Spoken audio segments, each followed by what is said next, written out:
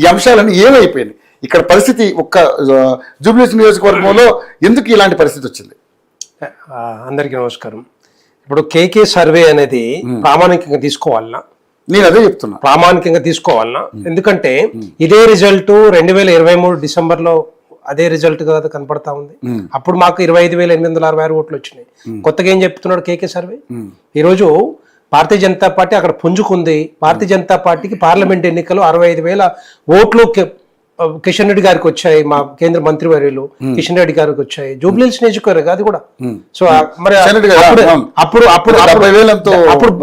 అప్పుడు భారతీయ జనతా పార్టీ పువ్వు గుర్తు మీద వేసిరు, వాళ్ళంతా కూడా పువ్వు గుర్తు మీదనే వేసారు. 65,000 మంది డెఫినెట్ గా 65,000 మంది 65,000 మంది డెఫినెట్ గా భారతీయ జనతా పార్టీకి ఈ రోజు బై ఎలక్షన్ లో వేసే అవకాశాలు ఉన్నాయి.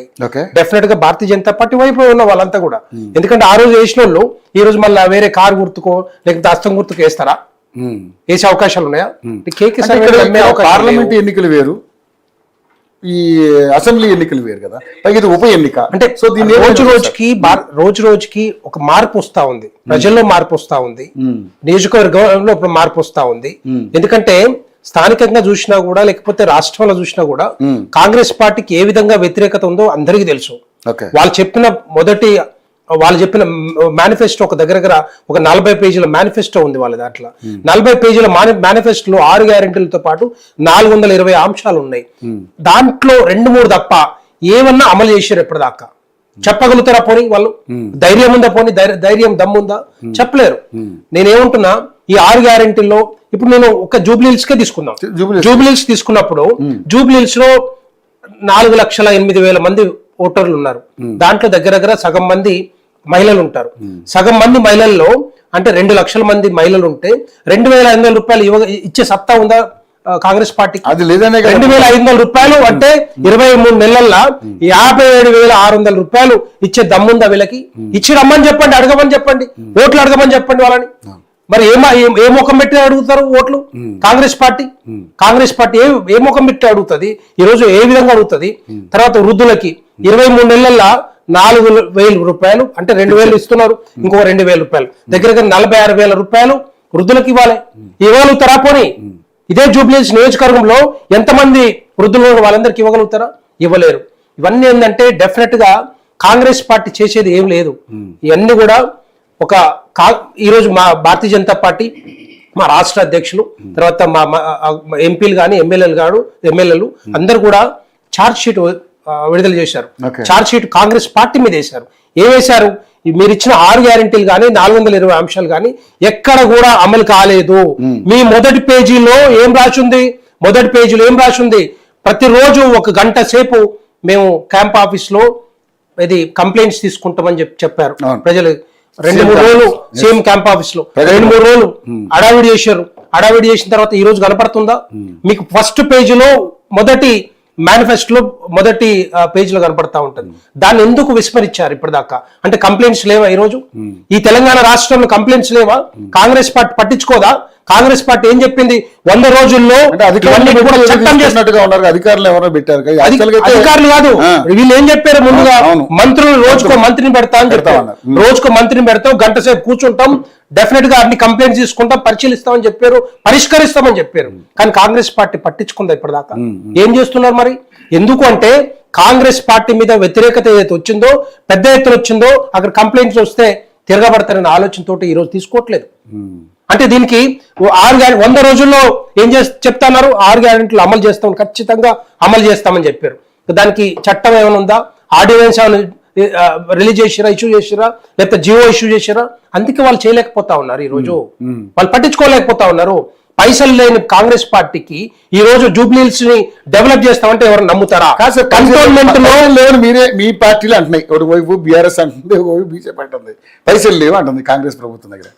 మరి వాళ్ళు అంత తిన్నారు, వీళ్ళు ఎంత తిన్నారంటే మరి చెప్తా, ఎక్కడ దాని గురించి చెప్తా. వీళ్ళు కాంగ్రెస్ పార్టీ చెప్పింది, వాళ్ళు ఎట్లా అధికారంలోకి వచ్చినా చెప్తా. కంటోన్మెంట్ బై ఎలక్షన్ వచ్చింది. కంటోన్మెంట్ బై ఎలక్షన్ లో ఏం చెప్పిండు ముఖ్యమంత్రి గారు? కాంగ్రెస్ పార్టీ 4,000 కోట్ల రూపాయలతోటి కంటోన్మెంట్ డెవలప్ చేస్తామని చెప్పారు. కంటోన్మెంట్ లో 1 పైసాని ఇచ్చిర్రా ఇప్పటిదాకా? 1 పైసతోటైనా డెవలప్ చేసిర్రా? అడగమని చెప్పండి. పోనీ శ్వేతపత్రం రిలీజ్ చేయమని చెప్పండి. 4,000 కోట్ల రూపాయలతో ఈ రోజు జూబ్లీహిల్స్ లో వచ్చి మళ్ళీ అదే ముఖ్యమంత్రి గారు మరి 1000 కోట్ల రూపాయలు మేము ఇస్తామని చెప్తున్నారు. 1000 కోట్ల రూపాయలు ఎక్కడి నుంచి ఇస్తారు? మీకు చేత కాదు, చేయలేరు, బట్టలిప్పి కూర్చున్నారు, మా దగ్గర డబ్బులు లేవని చెప్పి. మొన్న గచ్చిబౌలిలో భూములు అమ్మితే 1300 కోట్ల రూపాయలు వచ్చినాయి. అవన్నీ కూడా ఏం చేస్తున్నారు? ఇప్పుడు దాకా 2 లక్షల కోట్ల రూపాయలు తెచ్చారు. మీరు ఆదాయం పెంచుతా అని చెప్పారు. ఆదాయం పెంచుడు కాదు, పంచుకుంటున్నారు. ఆదాయాన్ని, వచ్చిన ఆదాయాన్ని పంచుకుంటున్నారు తప్పితే ఎక్కడ కూడా కాంగ్రెస్ పార్టీ ముందు చేసేదేం లేదు. వీళ్ళు ఇదే కాంగ్రెస్ పార్టీ 23 ఎన్నికల్లో కానీ 24 ఎన్నికల్లో ఏం చెప్పారు? వీళ్ళు కాంగ్రెస్ పార్టీ రాహుల్ గాంధీ తోటి ఒక మాట చెప్పించారు. ఏమన్నారు?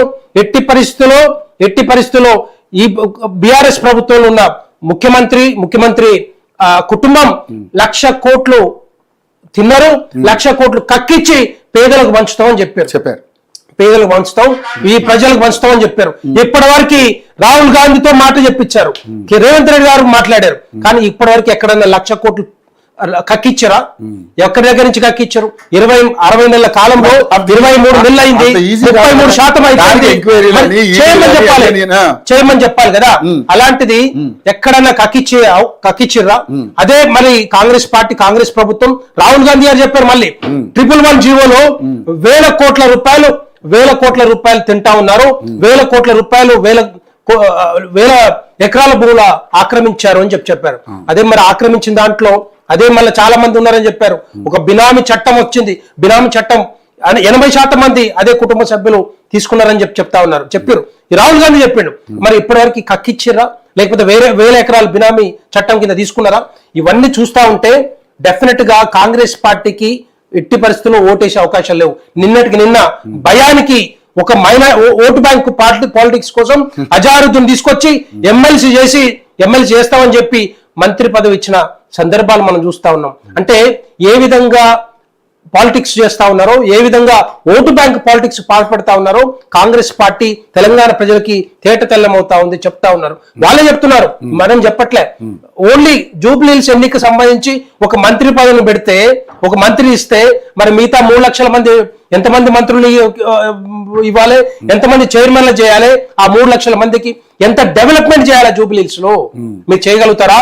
అది అంతా కూడా ఏంటంటే డెఫినెట్ గా తెలంగాణ ప్రజల్ని, జూబ్లీహిల్స్ ప్రజల్ని మోసం చేయడానికి చేసే ప్రయత్నమే. అంతకుముందు బీఆర్ఎస్ పార్టీ ఉన్నా కూడా, ఇప్పుడు కాంగ్రెస్ పార్టీ ఉన్నా కూడా 23 నెలల కాలంలో జూబ్లీహిల్స్ లో మీరు తిరుగుతూనే ఉన్న రోజు ప్రచారం తిరుగుతున్నారు.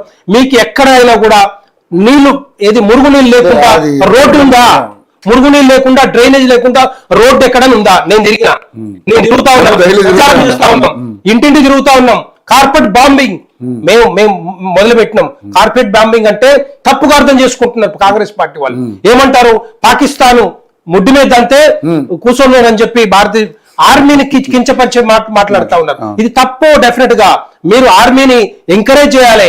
ఆర్మీ చేసిన ధైర్య సాహసాలు మీరు తెలంగాణ ప్రజలకు కానీ భారతదేశ ప్రజలకు చూపించాలి. అలాంటిది కార్పెట్ బాంబింగ్ అంటే ఏంటి? ఇంటింటికి తిరిగి ప్రతి ఇంట్లో ఏవైతే విషయాలు ఉన్నాయో, ఏవైతే కంప్లైంట్స్ ఉన్నాయో, వాళ్ళ సాధక బాధకాలు ఉన్నాయో వాటిని పరిష్కరించాలని మేము అనుకుంటే అది కార్పెట్ బాంబింగ్. ఏదో ఫ్లైట్ లో తిరగడమో లేకపోతే కార్లలో తిరిగి బండ్ల మీద తిరిగి చేయడం కాదు. మేము ఇంటింటి తిరుగుతా ఉన్నాం. 54 ప్రాంతాల్లో మా కార్యకర్తలు, సీనియర్ నాయకులు, ఎంపీలు, ఎమ్మెల్యే అంతా కూడా ఒకటేసారి మేము కేంద్ర మంత్రులు కూడా చేశాం. మేము కేంద్ర మంత్రులు కూడా వస్తా ఉన్నారు. పాదయాత్ర ఎందుకు చేస్తున్నా ఉన్నాం? వాళ్ళ సాధక బాధలు తెలుసుకోవడానికి మేము చేస్తా ఉన్నాం. దాన్ని కూడా తప్పు చెప్పి అర్థం చేసుకొని వేరే ఏవో రెచ్చగొట్టే మాటలు మాట్లాడితే ఎట్లా? ఒక మైనారిటీ వర్గాన్ని రెచ్చగొట్టడానికి చేసే ప్రయత్నం చేస్తే ఎట్లా? నాకు అర్థం కాదు. ఈ రోజు అంటే రాహుల్ గాంధీ ఏం మాట్లాడతాడో, రేవంత్ రెడ్డి గారు ముఖ్యమంత్రి ఇదే విధంగా మాట్లాడతారా? ఒక మైనారిటీకి సముచిత స్థానం కల్పించాలని వాళ్ళు ఎప్పటి నుంచో ప్రపోజల్ పెట్టుకున్నారు. ఇప్పుడే ఇది డెఫినెట్ గా అపీజ్మెంట్ పాలిటిక్స్ కాదా? అపీజ్మెంట్ పాలిటిక్స్ కాదా? ఇది అపీజ్ చేయట్లేదు వీళ్ళని.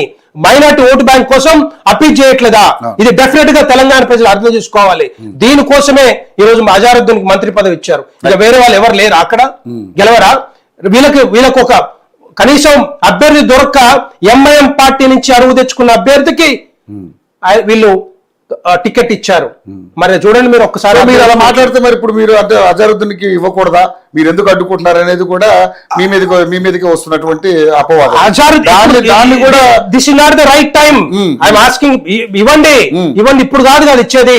మీరు మొన్ననే ఒక ఇద్దరు మంత్రి పదవులు ఇచ్చారు. అప్పుడు ఏం చేశారు మీరు? అజారుద్దీన్ కనపడలేదా? లేకపోతే అజారుద్దీన్ మీకు ఆలోచనలు లేకుండానా? లేకపోతే బై ఎలక్షన్ రాదనుకుంటున్నారా? డెఫినెట్ గా మరి ఇవ్వాలి. ఇప్పుడు మీ దాంట్లో మైనారిటీలు ఎవరు లేరు కదా, మంత్రివర్గంలో మైనారిటీలు ఎవరు లేరు. ఏం చేశారు ఇప్పటిదాకా? అంటే ఈ బై ఎలక్షన్ కోసమే మీరు మంత్రి పదవి ఇస్తారా? డెఫినెట్ గా ఇది అపీజ్మెంట్ పాలిటిక్స్ కిందకి వస్తుంది. ఇప్పుడు 7% ఇప్పుడు ఈ ఓటింగ్ అంటే రావడం కోసం దీన్ని కేకే సర్వే ఏ విధంగా ఎట్టి పరిస్థితుల్లో కేకే సర్వే అంతా కూడా తప్పుల తడక సర్వేనే. నేనేమంటున్నా, ఇది అంతా కూడా లాస్ట్ ఎలక్షన్ లో ఏదైతే రిపోర్ట్ వచ్చిందో, రిజల్ట్ వచ్చిందో, అదే రిపోర్ట్ ని ఈ రోజు పెట్టినట్టు కనపడతా ఉంది. రేపు ఇది ఒక్కటే కాదు కదా, ఒకటేసారి 10 మంది చేస్తే 10 సర్వేలు వస్తే, 10 కంపెనీల సర్వేలు వస్తే అప్పుడు అథెంటిసిటీ ఉంటుంది. దానికి ఒక ప్రామాణికంగా తీసుకుంటాం. ఒక 10 మందిలో ఒక 5, 6, 7 ఏదైతే ఎక్కువ వస్తాయో దాన్ని తీసుకుంటాం. అది సర్వసాధారణం. కానీ ఇదంతా కూడా ఈ 7% అనేది భారతదేశ్ కేకే సర్వేని కూడా మనం అంత ఈజీగా తీసిపారడానికి కూడా లేదు. ఎందుకంటే లాస్ట్ టైం మనం చూసాం. సరే, ఇప్పుడు స్ట్రాటజిస్ట్ తర్వాత అదేవిధంగా పొలిటికల్ అనలిస్ట్ తాడిశెట్టి పశుపతి గారు చెప్పాలి. అంటే నేను ఏమంటున్నా, ఇవన్నీ కూడా ఏంటంటే వీళ్ళు కాంగ్రెస్ పార్టీ ఓటు బ్యాంక్ కోసం పాటుపడుతుంది తప్పితే వీళ్ళకి అది చేతుల్లో డెవలప్మెంట్ పోయింది, గతమైపోయింది టోటల్ గా. వీళ్ళు చేసేది ఏమి లేదు ఇక ఇంతవరకు. రైట్. నేను కాంగ్రెస్ సైన్ తీసుకుని మీ దగ్గరికి వస్తాను. అల్లం ప్రభాకర్ గారు నమస్కారం అండి.